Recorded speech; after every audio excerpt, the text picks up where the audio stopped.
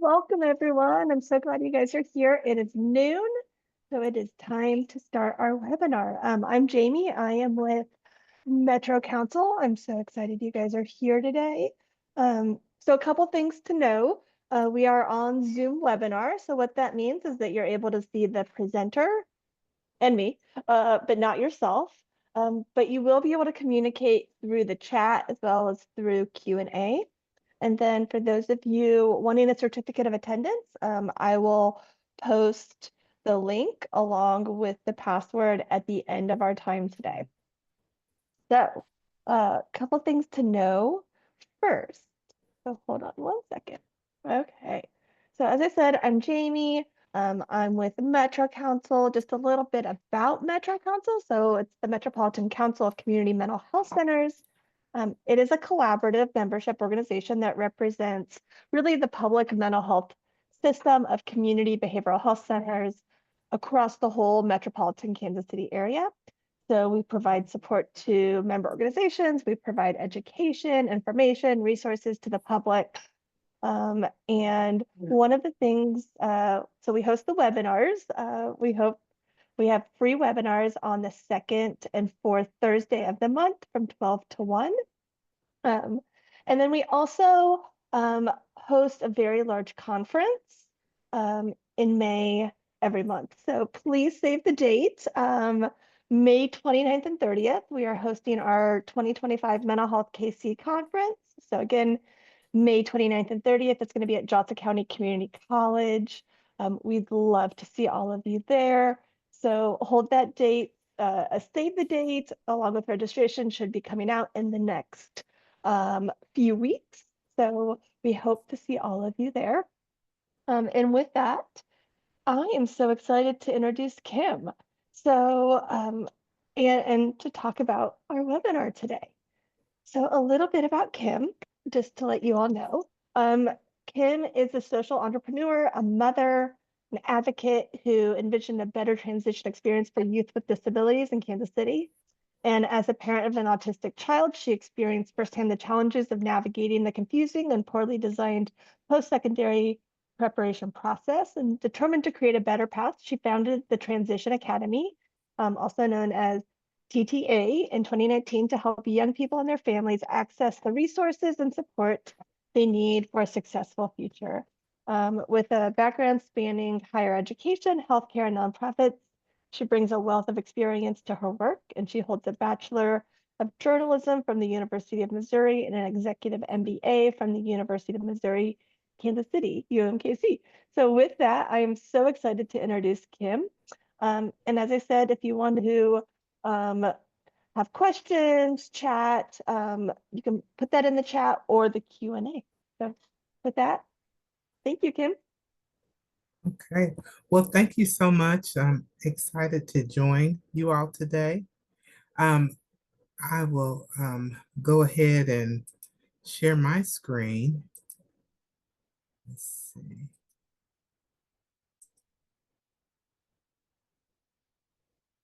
Okay. And today we're going to talk about a population that we really don't talk too much about. These are youth with disabilities who are in transition, and um, and and so I'll start off by giving kind of a snapshot of what youth with disabilities in Jackson County, what that looks like. And so if you look at the numbers, Blue Springs and Lee Summit School District, so in our Eastern Jackson County area, they have the largest number of students with IEPs from like kindergarten all the way up to 21. When students have an IEP or a diagnosed disability, they are eligible to stay in school until they're 21. And when you look at purely from a school district standpoint, those two school districts really lead the pack in Jackson County. But then when you look at the third number, Kansas City Public Schools, there's a little behind with almost 1,500 students with who are on IEPs. But when you really take into account the school district and charter schools, when you calculate them together, and if the case since Kansas City Public Schools and charter schools were calculated together as one school district, those numbers would increase dramatically. Um, that total is over 2,600 students ages kindergarten, grades kindergarten all the way up to age 21, and definitely the largest number by any stretch of students with disabilities in all of Jackson County. And so when you look at Jackson County by age, when you're talking about your little ones, your preschoolers, those ages 3 to 5, those students are about 8% of the disability population. When you go up to ages 6 to 13, so elementary and middle school, that group is about 60% of the population. And then when you get to our age range, high school, ages 14 and up, they are actually 33% or a third of Jackson County's disability population. Now, I will also, like any parent, I have to brag a bit on my child. My son is Kendall, and I have two pictures here. One is his baby picture when he was maybe a month old. And like every parent, I think he was the most adorable baby on the planet. And we all know that we all love our babies, we all love our little ones. And when we're all accustomed to, let's say, the meltdowns, and we give a lot of grace. Any parent who has been there where their child has had a meltdown in a grocery store, in the airport, I find myself going to parents saying, and this too shall pass, it'll be fine. Because, I've been there. So we are a lot more empathetic towards the little ones, and sympathetic to those parents. But when those same youth grow up and the cuteness wears off, we're not as empathetic. We may be fearful, we are judgmental. And when you have youth like my son, who has an invisible disability that plays out with behaviors, we don't get that same benefit of the doubt that we got when he was younger. And the way that relates to transition, preparing these youth to transition from childhood to adulthood, I'll just kind of share how it played out with our family. My son Kendall absolutely loved school. The consummate teacher's pet. He always got extra chores, extra assignments. Every parent teacher conference, everyone raved about how he was such a joy to have in the classroom. And so when it came time for that high school experience to end, we could not quite convince him that there was a day, and that day was coming soon, that the school bus was going to stop coming. And so we had a day program for him. And so he went to the day program for a few days while he was still in high school, to kind of prepare him for this new experience. He finished school in May of 2019 on a Friday, and we thought we were going to make a really kind of swift transition to continue a structured environment. And on Monday, he started at the day program. social, where he would learn social skills, learn some job skills. And I got a call a little later in the week saying, Kim, come and pick Kendall up. He has flipped out. We have called the police. And when I arrived at that day program, my son was handcuffed, shackled, and muzzled. And as you can imagine, it is an experience that shook me to the core. And I was already working um, on really reimagining and redesigning a different post-secondary preparation experience. And so this particular experience, it brought to mind the need to not only equip youth like Kendall with job skills, but to also incorporate mental health, to also make sure that their inner capacity, those needs were addressed so that when they go to their new life, their new job environment, that they knew their triggers, they understood them, and they could manage that anxiety so that it did not play out in the way that it did with Kendall. And so that, my friends, is one reason why mental health in particular is at the center of the work that we do at the Transition Academy.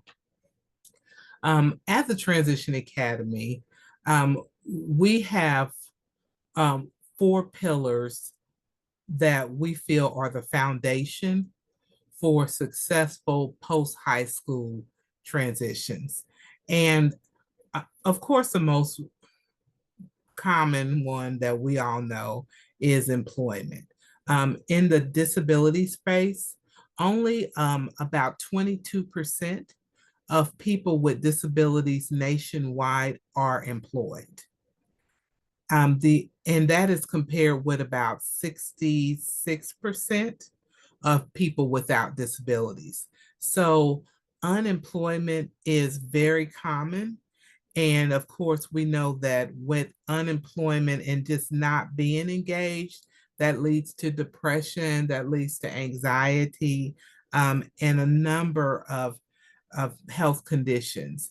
And so we also, again, incorporated health, whether it's physical health and mental health, as a part of our four transitions, um, our four pillars of transition success.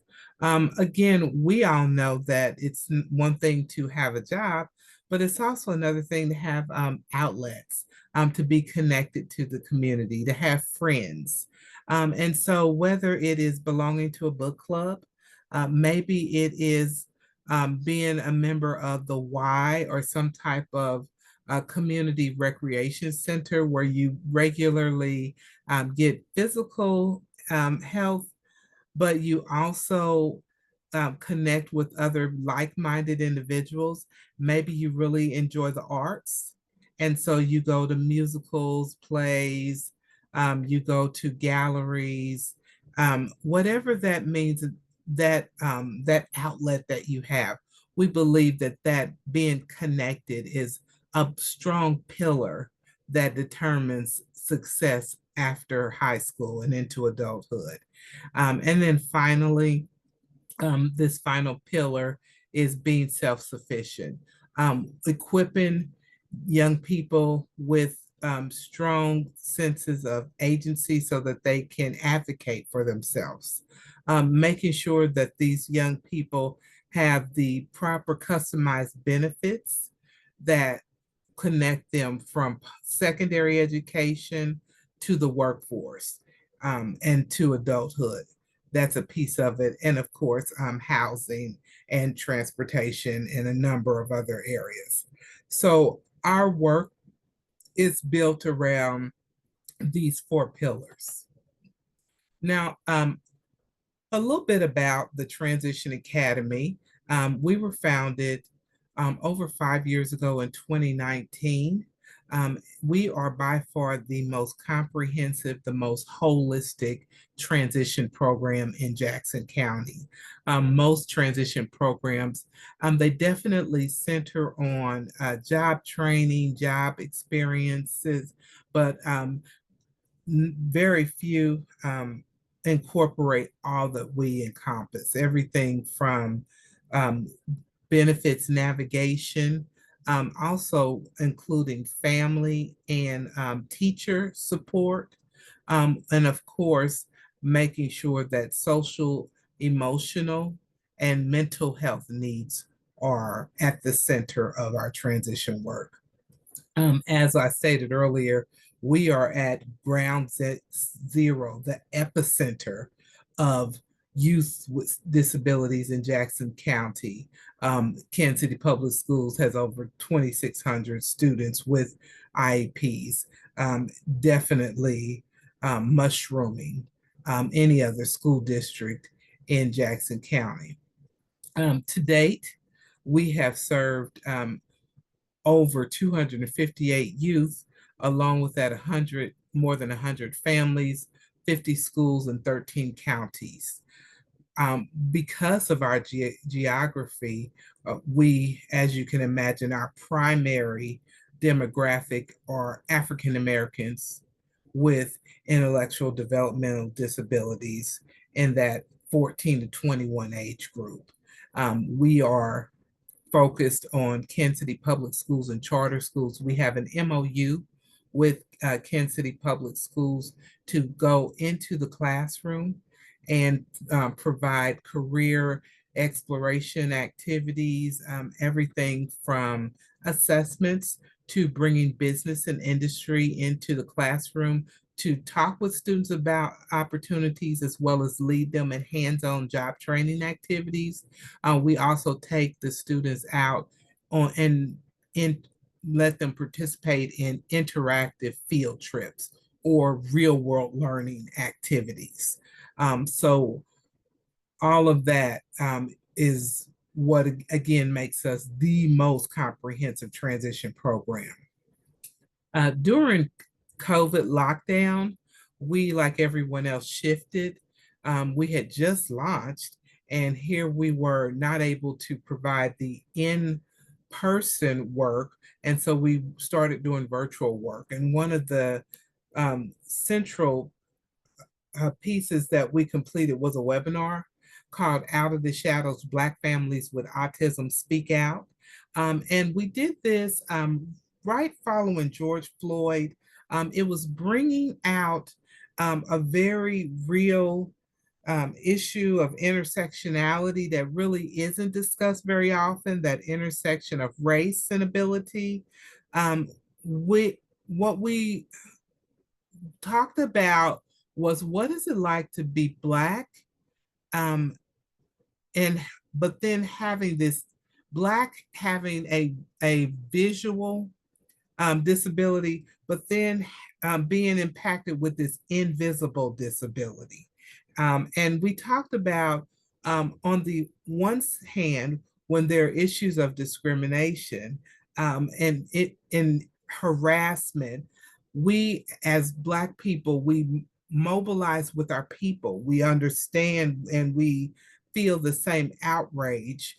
But then we kind of water down or downplay the disability part that's at the center of our lives. Because again, it's hard enough just being Black. And so then on the flip side, when we are dealing with the disability side, we connect with our brothers and sisters of every race who we navigate in this disability space together. We can share things and know that there will be no judgment whatsoever. And when we're in the disability space, we kind of downplay race because it's hard enough just dealing with life from a disability standpoint. And so we don't deal with our Blackness. And so we had a very rich conversation. We had people from Massachusetts, Florida, Texas, Chicago, they found us and we had a really good conversation. And it was actually recognized by the Center for Disability for Disease Control as a best practice, this work that we did exploring the intersection of race and ability. We have had three KC Diversibility Colleges and Career Fairs.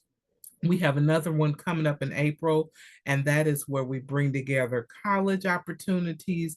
We bring along job training, employment opportunities, and other resources for youth transitioning to adulthood. This year's event will be April the 4th. It'll be at the Kauffman Foundation Conference Center, and you can find out more information on our website. We've also last school year, the 23-24 school year, was our first full in-person school year. So it was our pilot school year where we really piloted our employment training work and planted seeds with our social, emotional, and mental health work.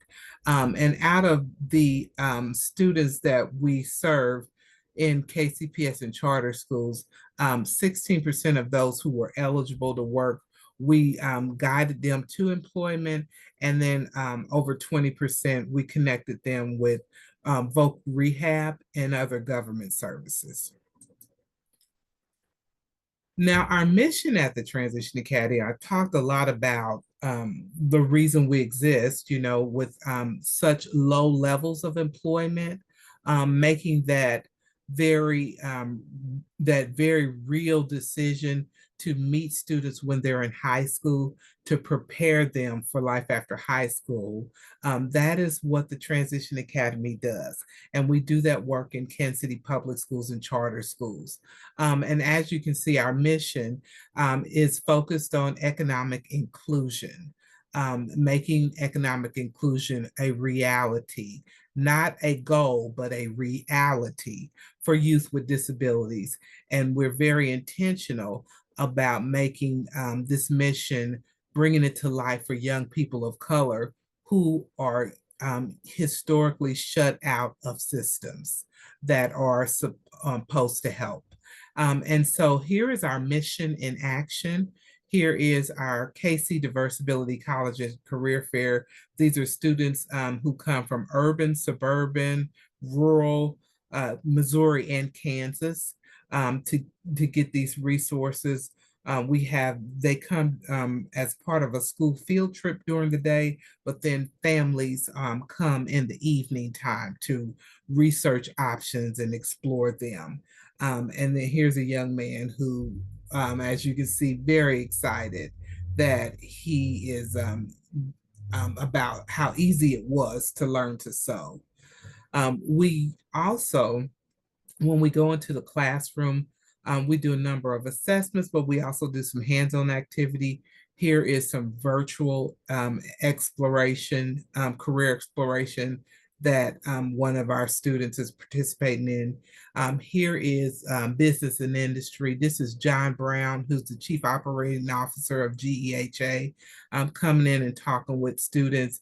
And then he also, in turn, shared with them opportunities at his organization, and then led them in some career activities. And then here's a student giving a presentation. Now, we'll now kind of talk a little bit through what does mental health and social emotional support look like for these high school youth, preparing them for the workforce. And so for this past semester, the fall semester, we have conducted over 500 counseling sessions with the students that we serve. And out of these students, it was about 50 students that we served. And out of those sessions, they're targeted towards students as well as their families. We have conducted, as you see, over 160 assessments for both the students and the families.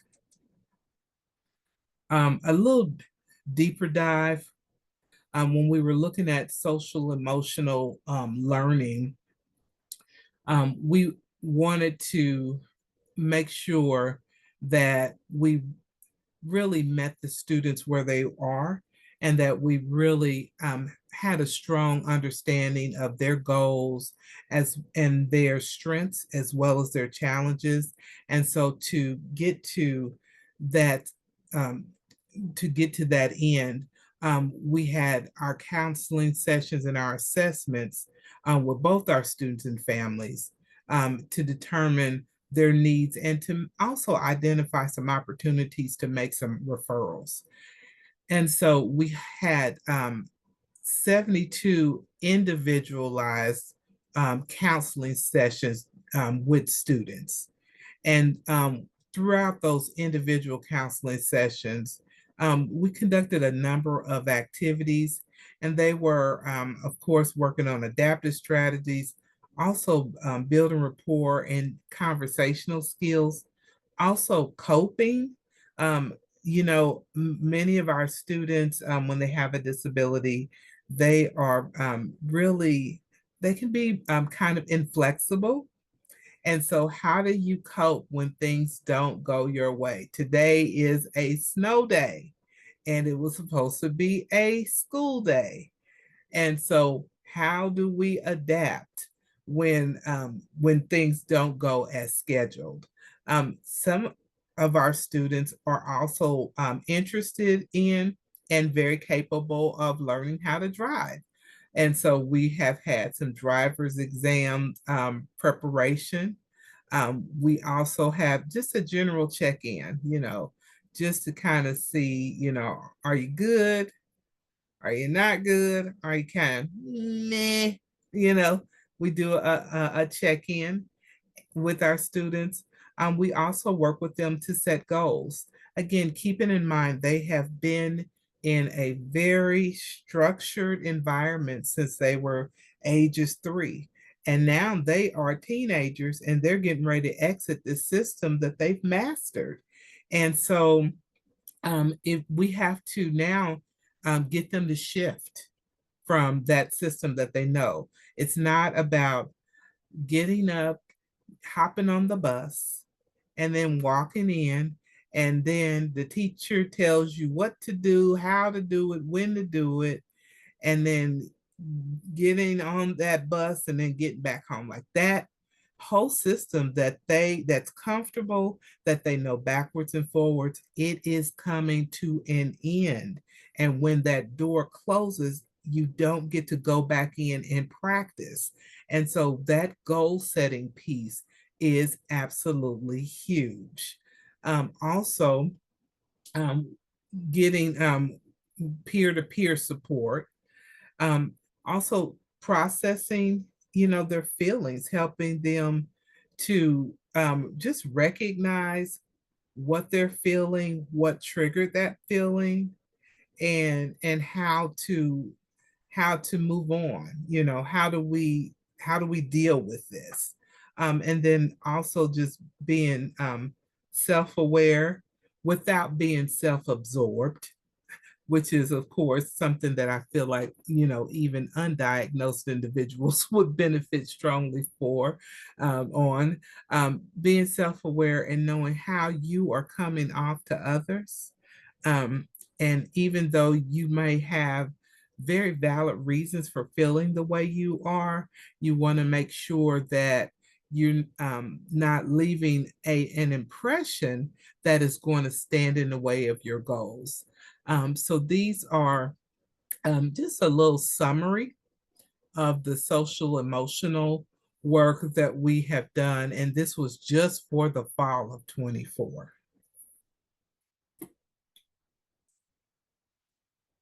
Again, during this same time period, of fall of 24, we made 41 referrals. And out of the 41, 7 of them were to external agencies who we knew would be able to do a lot more deeper, impactful work to help students and families navigate through some of the issues that they were facing. For example, we had one student who had we noticed had some substance abuse issues as we were talking to the teachers, and then come to find out the parent also had substance abuse issues. We have seen some examples, not all of them. I don't want to overstate it, but there have been issues where maybe the parents and the child were getting high together, and so this fall, we um, referred the child and the parent to receive substance abuse counseling. They were Spanish speaking, and so we referred them to Maddie Rhodes. Very essential, again, to make sure that those services were received in the family's native language. We had initially referred them to one agency who was not able to provide a Spanish speaking counselor. And so now that student and that parent are, they're currently receiving the counseling, they're making progress, and they've indicated that it's been very helpful having Spanish speaking counselor to help them to address their issues. We also had made one of the referrals to University Health. Found out after doing a number of assessments and just some individual counseling with one child, there were some concerns about suicidal ideation. And the student was also showing signs of self-harm. And in this case, we immediately brought in the school counselors, shared our findings, and were able to collaborate with the school to develop a safety plan and to refer this child to University Health. We were able to work with the school, contact the family. They were able to pick the child up and take him to University Health for assistance. So again, these are just some of the preliminary findings that we're finding.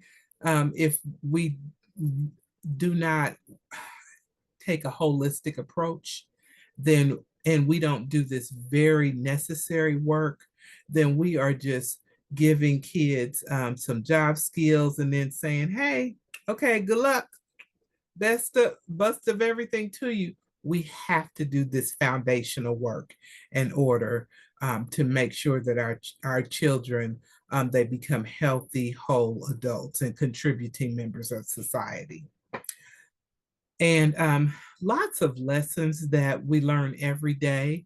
But just this past semester, as we were starting off the school year, the overall message was for us to be adaptable, for us to be flexible with as we meet these students where they are. There are different functioning levels within the different classrooms.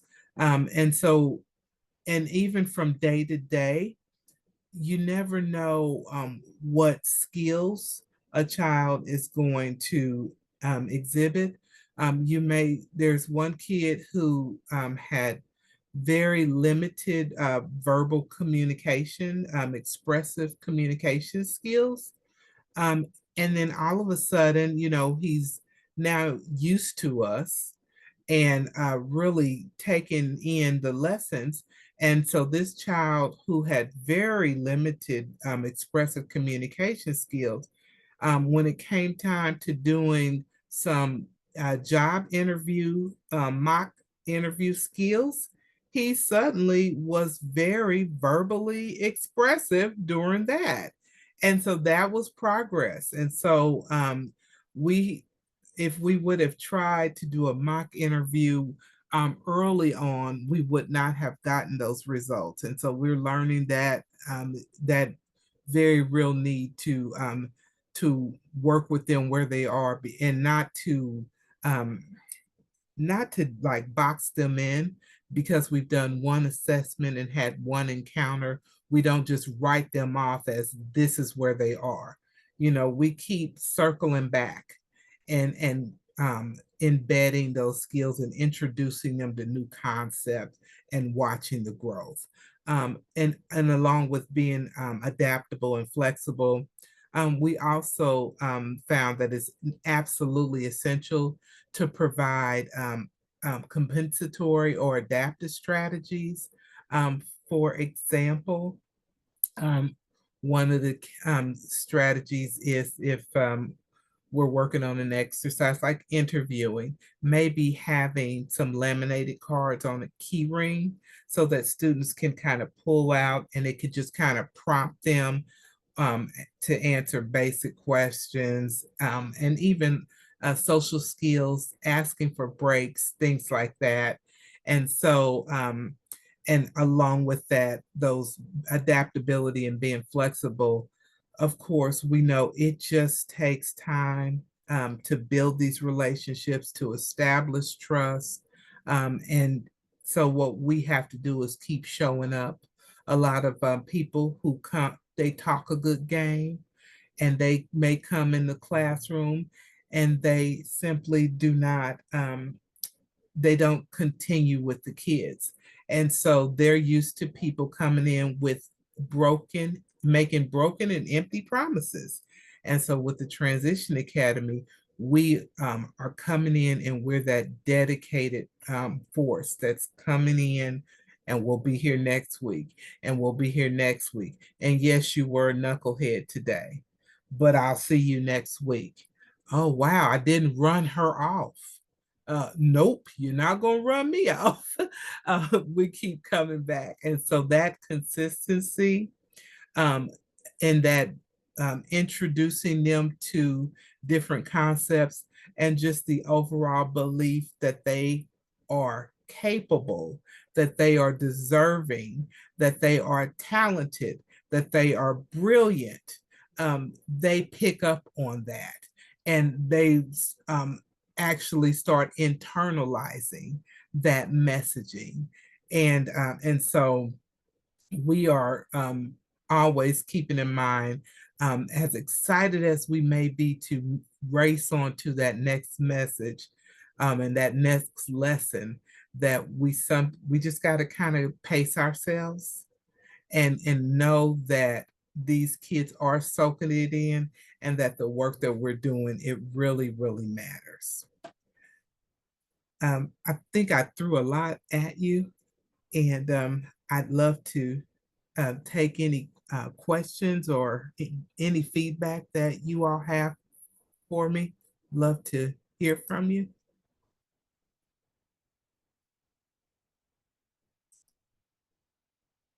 Okay. Pamela Thompson, let's see. I see your question. How do you get funding? Is there a charge to the youth or the families? We are funded primarily through private foundations, and they're in our services are free of charge to Kansas City Public Schools and charter school youth that we serve. And that funding allows us to provide our services free of charge. Um, and then Marjorie asked if we work with children on the Kansas side of the state line. Margie, right now we work in Missouri in Kansas City Public Schools and charter schools, but the KC Diversibility College and Career Fair that I talked about earlier, that is our opportunity to serve the entire metro, and we do have a strong presence in Kansas. We have KCK School District. We've had families from Blue Valley School District and Shawnee. We've had them as far away as even some of the suburban, maybe even rural outlying areas. who come to our fair every year. And so that is our way to serve the entire metro. Um, Pam, thank you so much for your encouragement. You're right. This is it is a needed service all over. It's so amazing to me that we make sure that there are bridge programs for every other special population, women in business, Blacks in engineering, Latinos in medicine. You know, every population, we're realizing, oh, let's be very intentional about preparing them and getting them into the pipeline. And for some reason, youth with disabilities, they are not afforded that same opportunity. And so we really believe in the work that we're doing. And we thank you for your kind words. And Rachel Armstrong asks, how long are the assessments conducted with the individuals and families? As you can imagine, a number of different assessments, Rachel, but we come to the classrooms once or twice a week, and class time can be everything from 45 minutes to maybe a little over an hour. We actually meet the students in their class time. We used to call it back in the day homeroom, but they have, I think they call it advisory period is what many of our the class times that we serve. And so we sometimes, and most times the assessments, they are done during the class time. We have them do them online. These students are very technically savvy, and so we they complete most of their sessions, their assessments during one session. Sometimes they may have to go longer. So with the individuals and the families, and our families are extremely appreciative because again they've just been kind of left on their own to navigate. We have everything from, we provide them with a mid-year progress report. So before students went on holiday break in December, we were able to show them, here is what the assessments your child participated in, and the interest that they're showing in these different areas. And it really gives parents a snapshot of what their child is interested in, and even the direction to go in when they are looking at the next step after high school. Let's see. And I am just going to, I'm kind of going from the chat here. Robin Glenn asked if we take individuals over 21. Robin, right now, we're taking students who are in high school with an IEP. And as you know, the need is so great. But right now, yeah, we're just at the high school age, and we definitely need um, an array of services. Our vision is that these students will get support throughout the lifespan. So, as I was saying, when they're in high school and they graduate or exit, that door closes and it's final. Our vision is that our door will stay open and we'll be a continuum of services.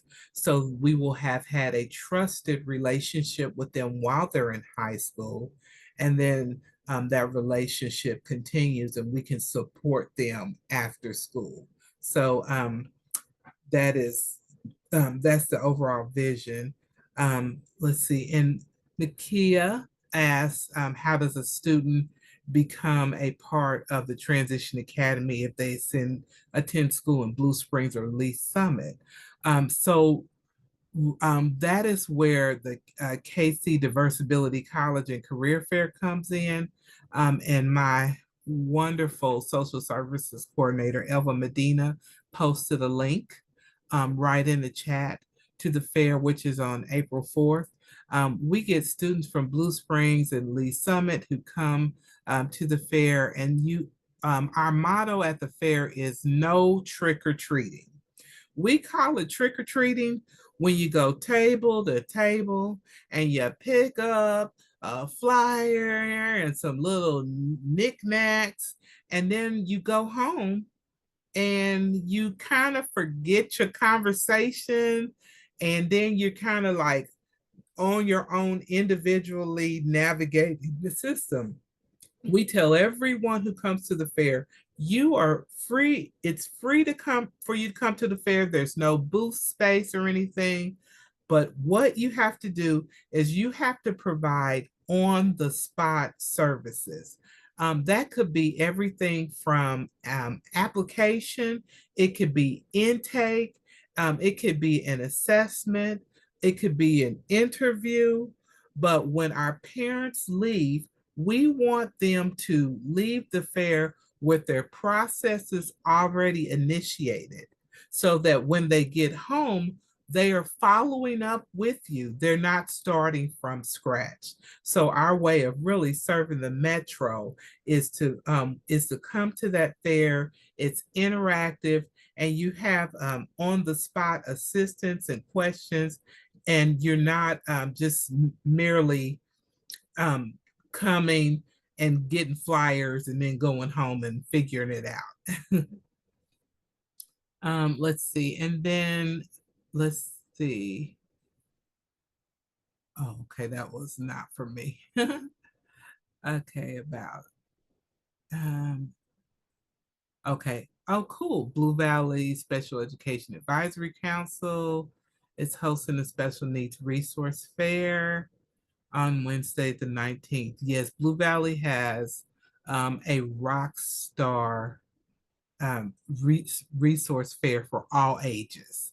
And definitely jump, clicking on that link would be super awesome. Another thing, feel free to ask more questions, but as we're waiting, I wanted, do parents bring students to the fair? Yes, parents bring students to the fair. There is an evening session from 3 to 7.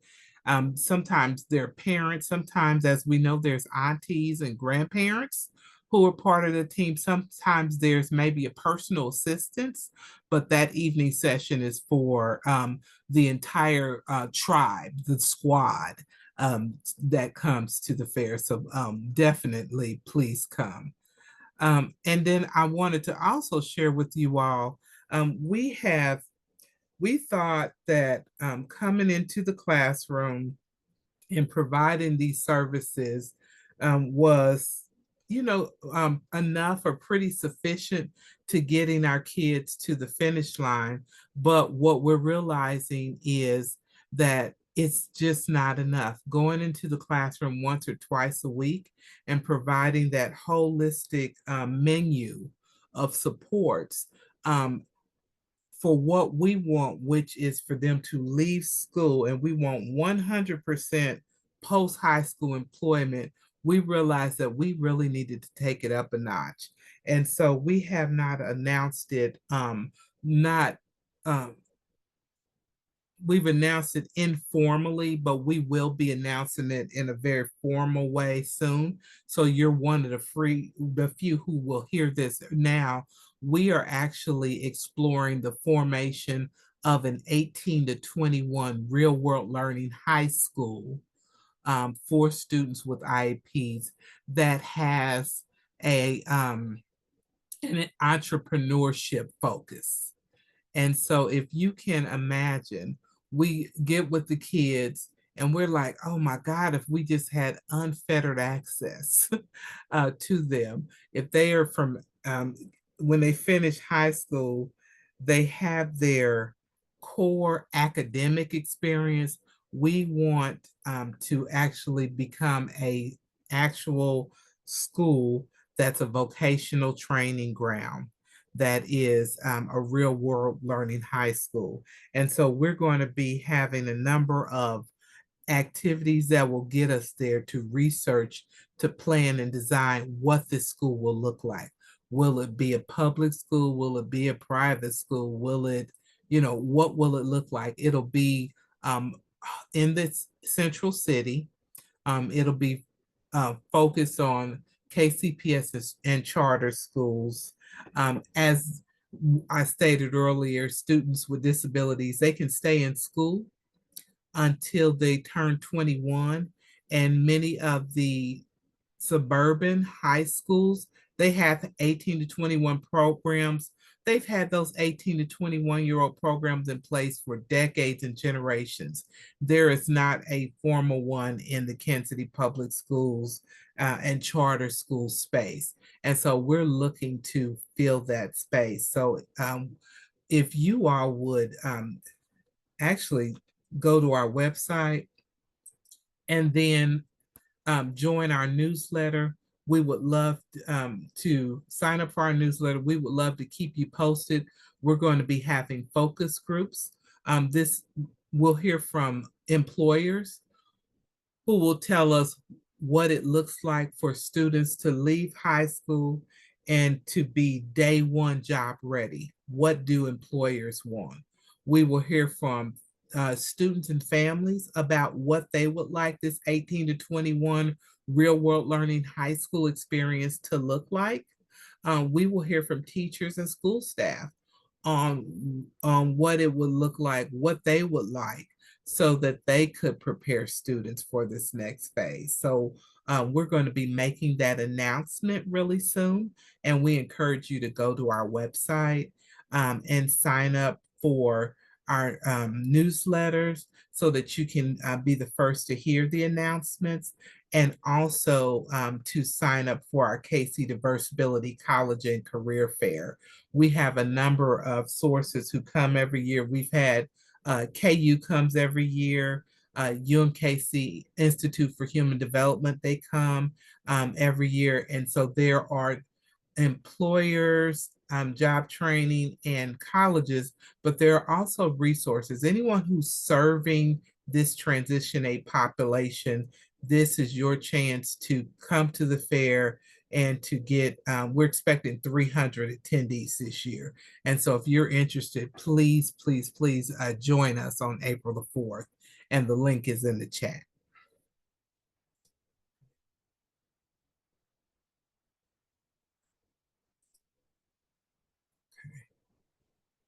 I don't know, are there any other questions, or just want to make sure that I answer any questions? Okay.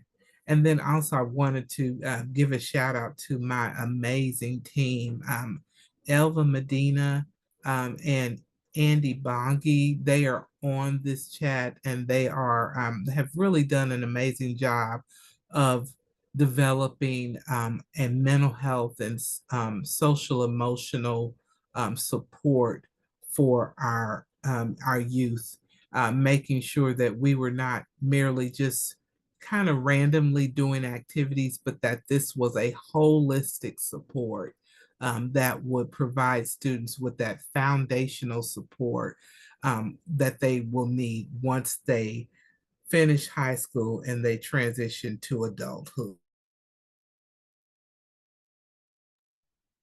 So Kim, we just got another question. So for job training and employment, where do you look for the supports on this?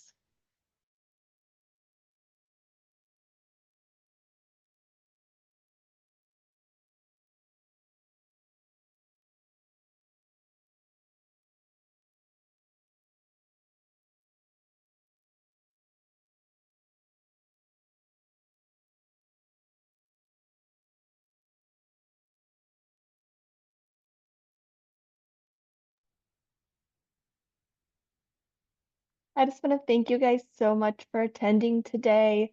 Um, for those of you that need a certificate of attendance, uh-oh, I think she got disconnected. For those of you that need a certificate of attendance, um, it is in the chat. If you need it again, let me know. And just thank you all so much for being here today. I also want to thank Kim for being here as well. But thank you all so much. And I'm sure Kim will come back in. If anybody has any questions, let us know. Thank you all. Have a great rest of your day.